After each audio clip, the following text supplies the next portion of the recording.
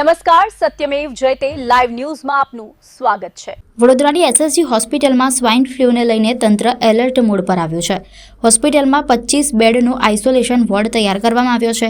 એક દર્દીનો swine flu report positive આવતા તેની સ્થિતિ ગંભીર હોવાનું સામે આવ્યું છે, જ્યારે એક દર્દી શંકાસ્પદ હોવાથી તેની સારવાર ચાલુ છે। વડોદરાની એસએસજી હોસ્પિટલમાં સ્વાઇન ફ્લૂને લઈને તંત્ર દ્વારા સાવચેતીના પગલાં વધારવામાં આવ્યા છે। હોસ્પિટલમાં સ્વાઇન ફ્લૂના દર્દીઓ માટે ખાસ 25 બેડનો આઇસોલેશન વોર્ડ તૈયાર કરવામાં આવ્યો છે। મળતી માહિતી મુજબ મહેશભાઈ તડવી નામના દર્દીનો સ્વાઇન ફ્લૂનો રિપોર્ટ પોઝિટિવ આવ્યો છે। દર્દીની સ્થિતિ ગંભીર હોવાનું જણાવાઈ રહ્યું છે અને હાલ નોડલ ઓફિસરની દેખરેખ હેઠળ સારવાર ચાલી રહી છે।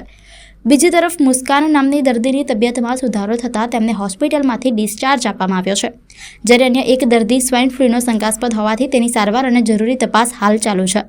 હોસ્પિટલ તંત્ર દ્વારા મેડિકલ સ્ટાફ, જરૂરી લોજિસ્ટિક્સ અને અન્ય તમામ વ્યવસ્થાઓ રેડી મોડમાં રાખવામાં આવી છે, જેથી સ્વાઇન ફ્લૂના કેસમાં તાત્કાલિક સારવાર આપી શકાય। આ સમગ્ર મામલે એસએસજી હોસ્પિટલના ઇન્ચાર્જ આરએમઓ ડોક્ટર જાગૃતિ ચૌધરીએ પણ સ્થિતિ અંગે માહિતી આપી છે। દિલ્હી, બેંગ્લોર અને કલકત્તામાં જે સ્વાઇન ફ્લૂના પેશન્ટ વધારે છે એના સંદર્ભમાં અત્રેના જે હેલ્થ મિનિસ્ટર છે એમણે તાત્કાલિક વિડીયો કોન્ફરન્સ બોલાવી હતી અને એમણે પ્રિકોશન માટે તૈયારી રાખવાની કહી હતી। આપણા ગુજરાતમાં તો વધારે પેશન્ટ નથી, પણ તેમ છતાં પણ આપણી તો તૈયારી બધી બાબતમાં છે।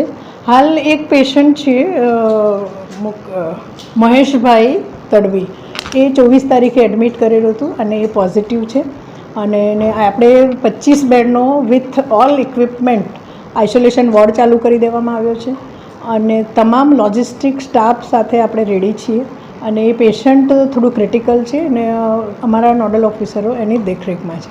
બીજા 2 પેશન્ટ છે, એક પેશન્ટ મુસ્કાન એ અહીંથી રજા લઈને ગયો છે, બીજું એક પેશન્ટ છે એ સસ્પેક્ટ